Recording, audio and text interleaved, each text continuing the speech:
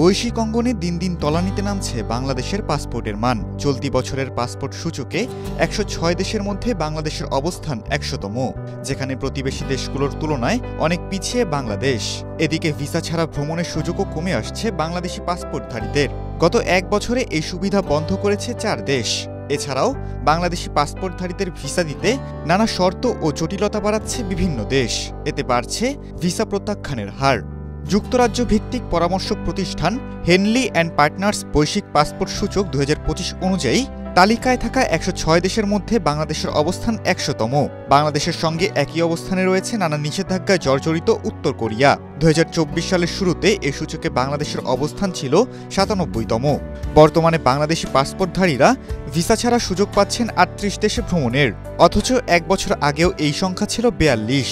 অন্যদিকে হেনলি সূচকে বাংলাদেশের সর্বোচ্চ অবস্থান ছিল ৬৮তম।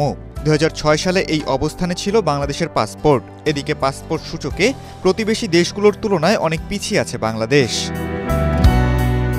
কয়েক বছর আগেও ভিয়েতনাম কিংবা ইন্দোনেশিয়া যেতে বাংলাদেশিদের কোনো ভিসার প্রয়োজন হতো না। তবে চলতি বছরের জানুয়ারিতে বাংলাদেশিদের জন্য ভিসা ইস্যু বন্ধ করে দেয় ভিয়েতনাম।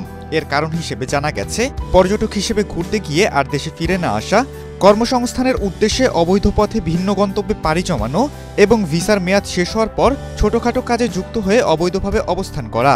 একই কারণে বাংলাদেশিদের জন্য ভিসা অনুমোদনে নানা শর্ত ও জটিলতা বাড়িয়েছে দক্ষিণ পূর্ব এশিয়ার দেশ সিঙ্গাপুর, থাইল্যান্ড ও মালয়েশিয়া।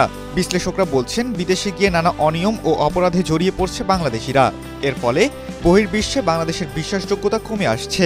এভাবে চলতে থাকলে দেশের ভাবমূর্তি ও পাসপোর্টের গ্রহণযোগ্যতা আরও খারাপ হবে। খালিদুল ইসলাম তানভীর, এটিএন বাংলা।